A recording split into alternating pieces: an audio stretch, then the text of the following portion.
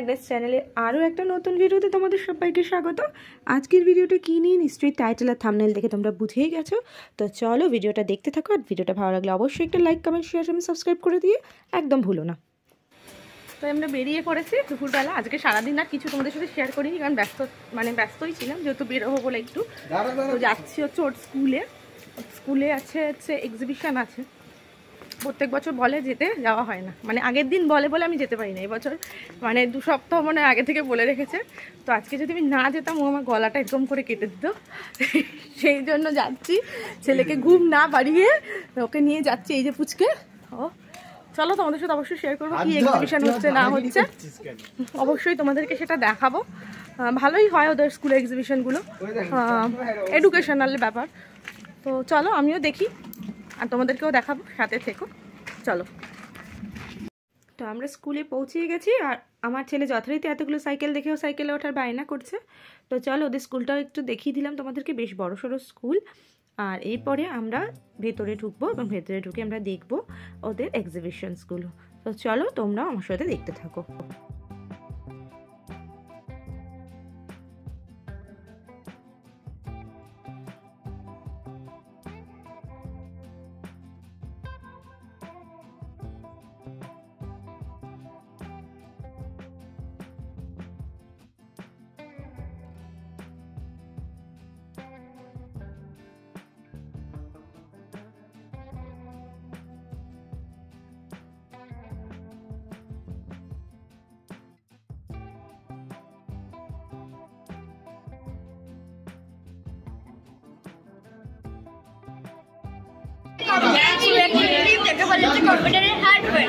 কম্পিউটারের হার্ডওয়্যারকে mouse, projector, light pen,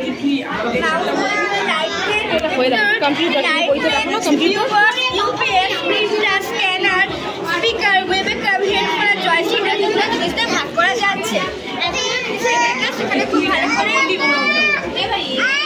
কম্পিউটারের আর্কিটেকচার, তাই এটি জন্ম নির্মাণের আর্কিটেকচার বলা হচ্ছে। তিনি স্টোর প্রোগ্রামের ধারণা দিয়েছেন। তিনি বলেছেন কম্পিউটারের বিভিন্ন কাজের জন্য স্বতন্ত্র যন্ত্রাংশ থাকতে হবে। এখানে আছে এলইউ বা অ্যারিথমেটিক ইউনিট। এখানে কম্পিউটারের সমস্ত প্রকার গাণিতিক এবং যৌক্তিক কাজগুলি হয়। আর এখানে আছে কন্ট্রোল ইউনিট। এখানে এটি কম্পিউটারকে নিয়ন্ত্রণ করে। আর এখানে আছে প্রাইমারি মেমোরি। উদাহরণ হিসেবে আমরা রেখেছি র্যাম, আর এখানে রম। র্যাম হচ্ছে র্যান্ডম অ্যাক্সেস মেমোরি, যেখানে কোনো মেমোরি সঞ্চিত থাকে, পাওয়ার অফ হয়ে গেলে সেগুলি সঞ্চিত থাকে না, ডিলিট হয়ে যায়। আর এখানে রম মেমোরি, এখানে কোনো মেমোরি সঞ্চিত থাকে, পাওয়ার অফ হয়ে গেলে এটি সঞ্চিত হয়ে যায়। এটি হচ্ছে সেকেন্ডারি মেমোরি। এর দুটি উদাহরণ হলো সিডি এবং পেন, যা অনির্দিষ্টকাল পর্যন্ত তথ্য সঞ্চয় করে রাখতে পারে। এটা হচ্ছে কি ইনপুট ইউনিট। এর মাধ্যমে আমরা কম্পিউটার নির্দেশ বা তথ্য আমরা কম্পিউটারকে প্রদান করতে পারি। প্রদান করার পর এর মাধ্যমে নানা রকম প্রসেসিং হয়। প্রসেসিং হওয়ার পর এটা হচ্ছে কি আউটপুট ইউনিট। আউটপুট ইউনিটের তুলনা হচ্ছে মনিটর এবং স্পিকার। মনিটরের মাধ্যমে আমরা কোনো ভিডিও বা ছবি বা কোনো সিনেমা দেখতে পারি। আর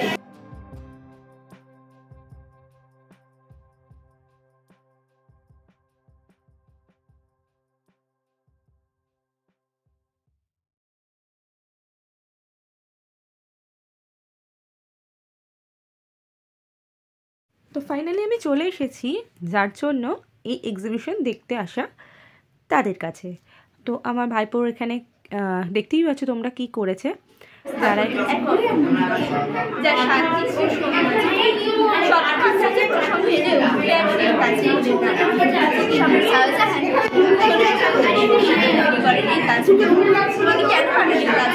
কত বছরই বা লেগেছে না বাবা ভেঙে গেছে আর না।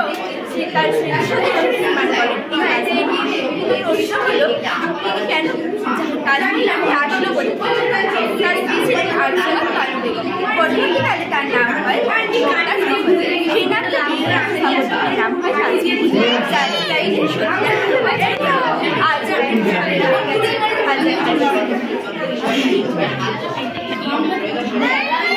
হ্যাঁ করে দিচ্ছি। ইসলামী স্থাপত্য বিশ্ববিদ্যালয়ের এক অপূর্ব নিদর্শন যা আগ্রায় অবস্থিত। এই তাজমহল নির্মাণ করেছিলেন শাহজাহান। তাজমহল কেন নির্মাণ করতে বা কত বছর লেগেছিল এই তাজমহল নির্মাণ করতে। শাহজাহান তার স্ত্রীর মৃত্যুর পর প্রচণ্ডভাবে শোকার্ত হয়ে পড়ে এবং তার স্ত্রীর তৃতীয় হিসাবে এই তাজমহল নির্মাণ করেন। এই তাজমহল নির্মাণ করার কার্য শুরু হয়েছিল 1632 খ্রিস্টাব্দে এবং সময় লেগেছিল প্রায় 1653 খ্রিস্টাব্দে শেষ হয়। মোট সময় লেগেছিল 5 বছর। এই তাজমহল কেন তাজমহল লেগেছিলেন শাহজাহান? শাহজাহানের স্ত্রীর নাম ছিল আরজুমান এবং পরবর্তীকালে তার নাম দিয়েছিলেন মুমতাজ মহল। এই মুমতাজ মহল থেকে চলে আসে তাজমহল। তাজমহল পৃথিবীর বুকে প্রায় 393 বছর ধরে নানা ইতিহাস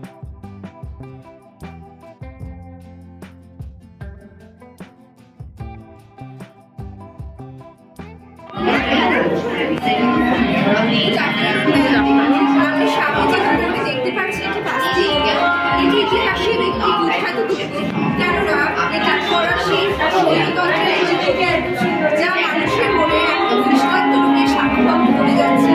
এটি ফ্রান্সের প্যারিস শহরে বার্সেলোনার নিকটবর্তী অবস্থিত ছিল।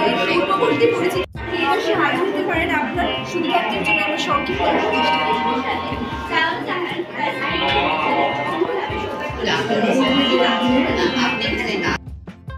এখানে না সবার বক্তব্য যেগুলো যারা আর কি প্রেজেন্টেশনটা করেছে সেগুলো সবটা শোনাতে পারিনি, কারণ এতটাই মানে ক্রাউডেড এরিয়া জায়গাটা ছিল।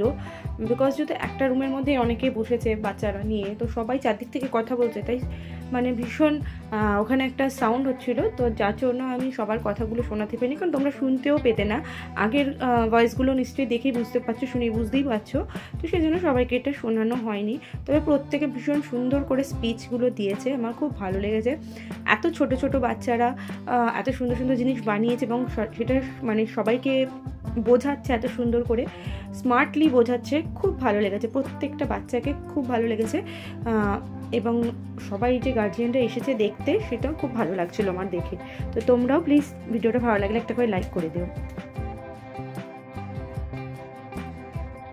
Good afternoon. আপনি এখানে নালন্দা বিশ্ববিদ্যালয়ে সংস্কৃতির একটি মডেল দেখতে পাচ্ছেন, যেটি মূলত প্রথম সূচনা করে প্রথম কুমার গুপ্ত। বিশ্ববিদ্যালয়ের প্রথম সূচনা করে, তারপরে সম্পূর্ণ 3 বার ধ্বংস করা হয়। প্রথমবার 8 গোষ্ঠী, দ্বিতীয়বার 9 গোষ্ঠী এবং তৃতীয়বার 13 শতকে সম্পূর্ণভাবে ধ্বংস করে দেয় কৃষ্ণনবী ইখতিয়ারউদ্দিন মোহাম্মদ বিন বখতিয়ার। তিনি নালন্দা বিশ্ববিদ্যালয়ের শিক্ষার্থী সম্পূর্ণভাবে ধ্বংস করে দেন। এটিতে আপনি দেখতে পাচ্ছেন নালন্দা বিশ্ববিদ্যালয়ের মূল গ্রন্থাগার।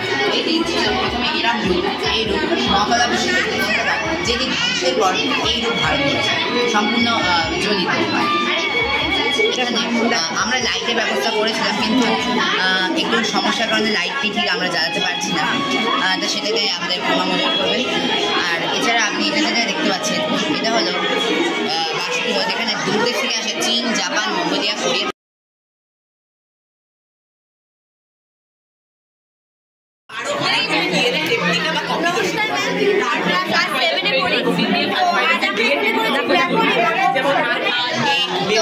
ব্যাপন হচ্ছে এমন একটি ভৌত প্রক্রিয়া, যে ভৌত প্রক্রিয়ায় কম ঘনত্বের জিনিস বেশি ঘনত্বের জিনিসের সঙ্গে মেশে এবং 2 ঘনত্বের অণুগুলির সঙ্গে 2 ঘনত্বের আমি ছড়িয়ে পড়ছি না, ছড়িয়ে পড়ছে কারণ এর ঘনত্ব বেশি, জলের মধ্যে সবসময় কম। এটা ততক্ষণ ধরে চলবে যতক্ষণ সমঘনত্ব চলে আসে। তো এটি হচ্ছে দ্রবণে দ্রবণ ব্যাপন। এবার আসছি আপনাকে এসে ব্যাপন। আমরা সবাই আমরা যখন পারফিউমটাকে স্প্রে করবো, স্প্রে করার জন্য আমরা স্মেলটা পাবো, কারণ এর অণুগুলি আমাদের অণুদের সাথে ছড়িয়ে পড়ে এবং আমরা প্রসেসের মাধ্যমে সেটিকে অনুভব করতে পারি। অভিশ্রবণ হলো এমন একটি ভৌত প্রক্রিয়া, যে ভৌত প্রক্রিয়ায় ঘনত্বের জিনিস এক জায়গায় এসে মেশে এবং একটি অর্ধভেদ পর্দা দিয়ে পৃথক করা থাকে, এবং একটি অর্ধভেদ পর্দা দিয়ে পৃথক করা থাকে। তারপর যখন তারা এক জায়গায় এসে মিলিত হয়, পর্দার মাধ্যমে তারা একসঙ্গে মিলিত হয়। যেমন দেখা যাচ্ছে এটি একটি কিশমিশ, কিশমিশের ভেতরকার পদার্থের ঘনত্ব জলের থেকে অবশ্যই কম হয়, বেশি হয়, জলের থেকে অবশ্যই বেশি হয়। যখন আমরা কিশমিশটাকে এর মতো জলে ভেজাবো, তখন দেখা যাবে কিশমিশটি ফুলে গেছে, কারণ কিশমিশের জলটিকে শোষণ করেছে। এটি হচ্ছে অন্ধ অভিশ্রবণ। এরপর যখন আমরা আঙুর থেকে রসে ঢোকাবো, আঙুরের ভেতরকার পদার্থের ঘনত্ব অবশ্যই কম হয় এবং রসের ঘনত্ব রসের বেশি হয়। তো যখন আমরা আঙুরটিকে কোনো রসে ডোবাবো দেখা যাবে আঙুরটি চুপসে গেছে, কারণ আঙুরের ভেতরকার পদার্থ সেই রসের মধ্যে বাবা আমরা দুজন হচ্ছে ক্লাস 9-এর ছাত্র। আমরা মডেল আর এখানে লাইটিং সাইকেলের মডেল সকল ভাইরাসরা আমাদের দেহে ক্ষতি করে, কিন্তু এমন বিজ্ঞানীরা এমন একটি ব্যাকটেরিয়া ভাইরাসের খোঁজ পেতে যা আমাদের মানবদেহে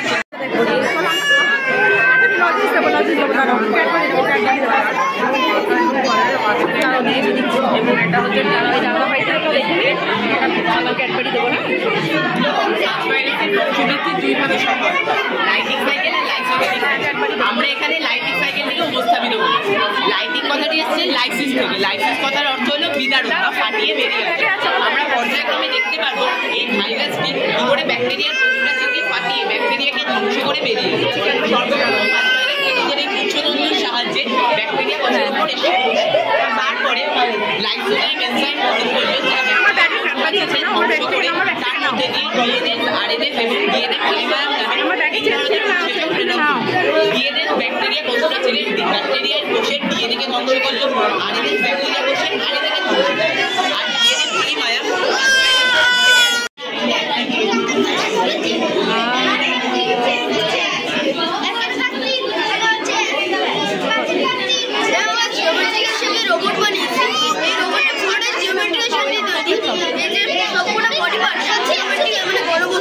যেমন মাথার শঙ্কু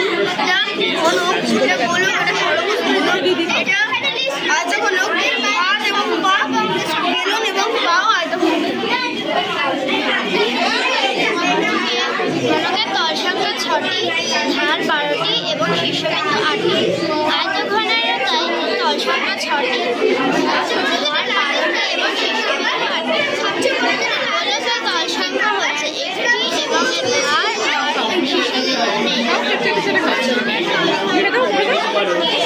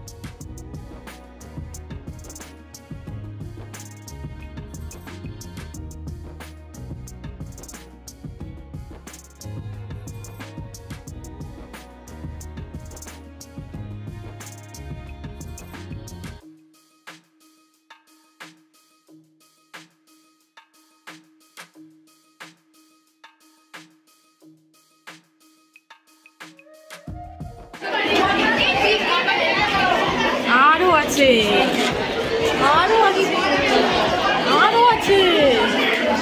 এই দেখো, এই দেখো আরো আছে পাপা। হ্যাঁ দেবো তো, হ্যাঁ একদম একদম সাইন দেবো, হ্যাঁ একদম দেবো, সবাইকে দেবো।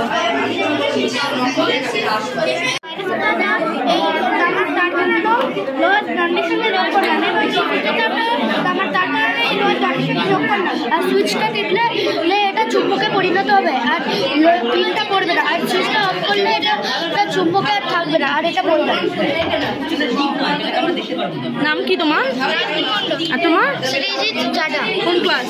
5। বানিয়েছি।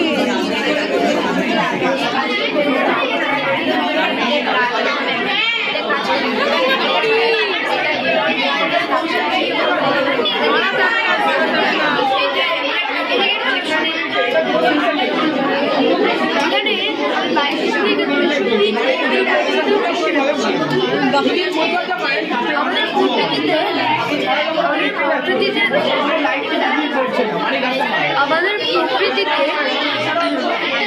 প্রচলিত শক্তির অনেক ব্যবহার হয়েছে, ওই জন্য আমাদের প্রচলিত শক্তি শেষের পথে, ওই জন্য আমরা অপ্রচলিত শক্তির ব্যবহার করে এখানে এই মডেলটা তৈরি করার চেষ্টা করছি। আমরা কেমন লাগলো এখানে মডেলের এর কার্যপক্ষীয়টা এখানে।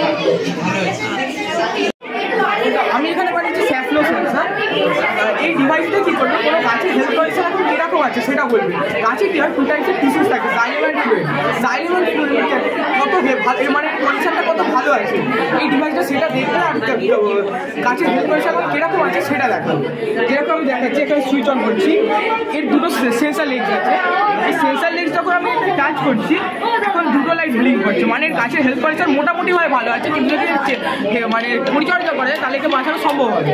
এছাড়াও যখন আমি এতে কাজ করছি তখন কিন্তু লাইটগুলো করছে না, মানে গাছটা মারা যায়। এছাড়াও যখন আমি এতে দেখাচ্ছি তখন কিন্তু ফুল লাইটগুলো করছে, মানে গাছটা যথেষ্ট হেল্প করছে, ভালো হয়। এটা আমি সার্কিটটা দেখলাম।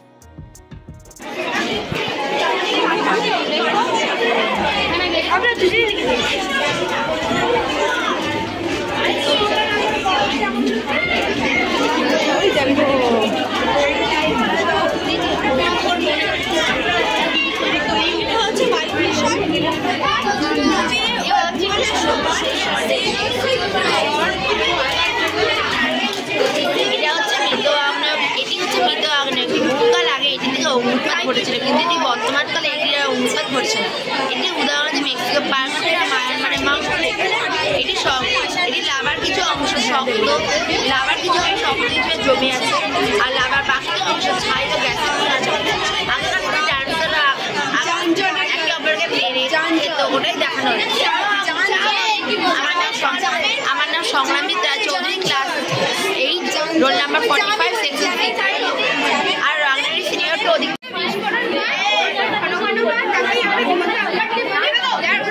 ভারতের বাইরে আর ইতালির ছবি আছে।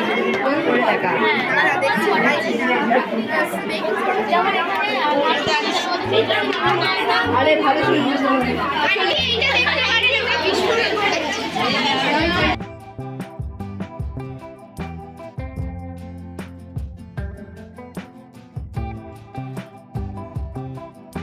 আগ্নেয়গিরি দেখাচ্ছি। এই আগ্নেয়গিরিটি ভবিষ্যতে বিস্ফোরণ ঘটিয়েছিল, কিন্তু বর্তমানে এটি সুপ্ত বা সক্রিয়। এই আগ্নেয়গিরিটি থেকে অদূর ভবিষ্যতে যে কোনো মুহূর্তে ভয়াবহভাবে বিস্ফোরণ ঘটতে পারে। এমন একটি আগ্নেয়গিরির উদাহরণ হলো জাপানের ফুজিয়ামা। একটি বিস্ফোরণ আমরা দেখাবো এই মুহূর্তে।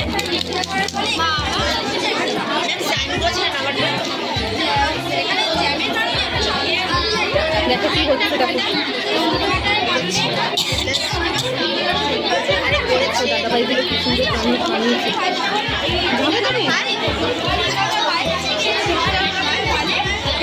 এটা ক্লাস 8-এর বৈদুর্য দেবনাথের ভাই। বৈদুর্য চেনো? আমাকে ভালো বন্ধু তো। বৈদুর্য ভাই। আমি বৈদুর্য কাকিমা।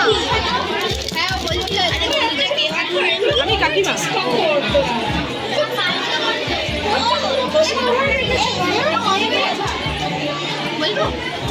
এরকম কেন হচ্ছে? আগে তো ভালোই হচ্ছে। যেমন আসতে হয়ে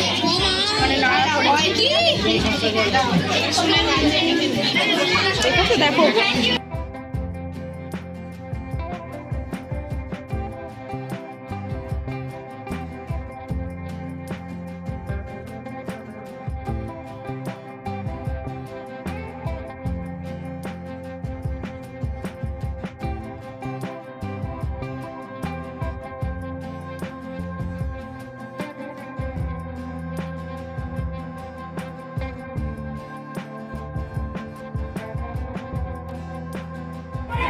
এইখানে আমার পরিবেশটা একটা মডেল করেছিল যে বৃক্ষচ্ছেদন গাছ কাটার ফলে এখানে প্রাকৃতিক ভারসাম্য নষ্ট হচ্ছে। আর এটা হচ্ছে আমাদের জল। এখানে নানা রকম এখানে আরও প্লাস্টিক, তারপরে আবর্জনা, নানা রকম আবর্জনা ফেলার কারণে দূষণ হচ্ছে। এটা হচ্ছে আমাদের মাটি দূষণ, রাসায়নিক সার ব্যবহার করার ফলে এখানে মাটি দূষণ হচ্ছে। এটা হচ্ছে আমাদের সবকিছু, এখানে গাড়ি ঘোড়া বাস সব কিছুর ফলে